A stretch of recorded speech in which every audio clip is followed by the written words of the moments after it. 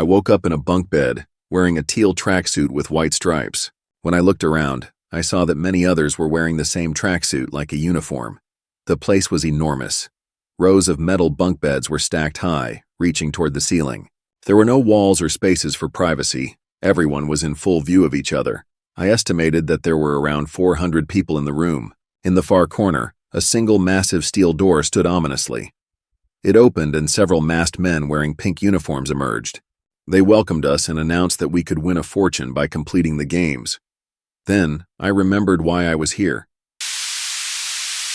I work as a thug for a loan shark. It's not an easy job, but it pays well. One time, the boss ordered us to find a particular guy who challenges strangers to a game of dokji. He said the guy we were looking for usually hangs out in the subway. A few days later, I heard some bad news. Something had happened to our boss, and our pay might be delayed. The timing couldn't have been worse because I really needed the money. While walking and thinking of ways to get some money, someone tapped my shoulder. When I turned, I saw a woman who asked if I wanted to play a game of dokji. I remember the music they played to wake us up. It kind of made me feel happy and energetic. Then the guy with the square drawn on his mask started giving us some details about the game. Some of the players were skeptical because they had taken a lot of our personal belongings, like our cell phones. Many of the players did not trust the people facilitating the game because they were hiding their faces behind masks. However, they reminded us that we were the ones who voluntarily came to this place to escape our creditors and financial problems. They even let us see how they invited us here by showing a video of us playing dokji with one of their recruiters. They also provided information about the amount of debt each of us have. The masked man explained a lot of things, but the one thing that stuck with all of us was the amount of money we could win. 45.6 billion won.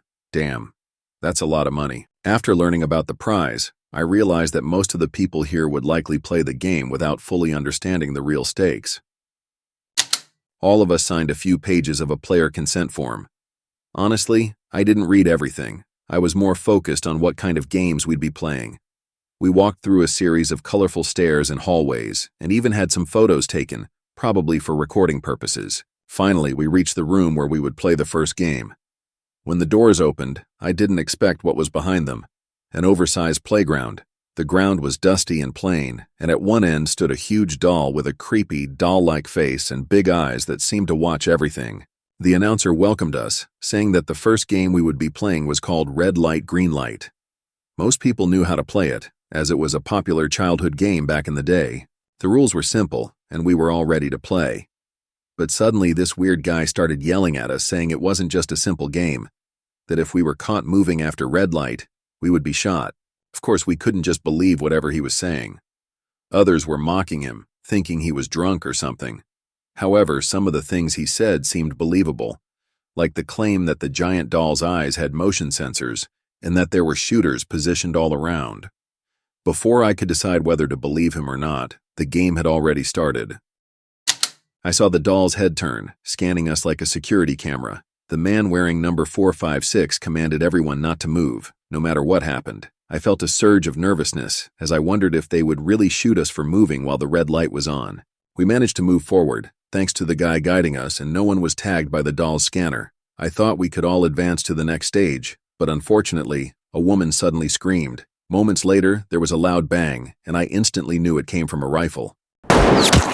Player 456 urged us to remain calm, and panicking could result in being shot. However, from my observation, many of the players were ordinary individuals who reacted instinctively to the situation.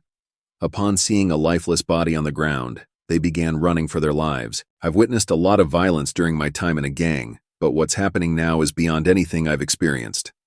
Players are getting shot left and right. I keep telling myself that I need to stay focused if I want to make it to the next round alive.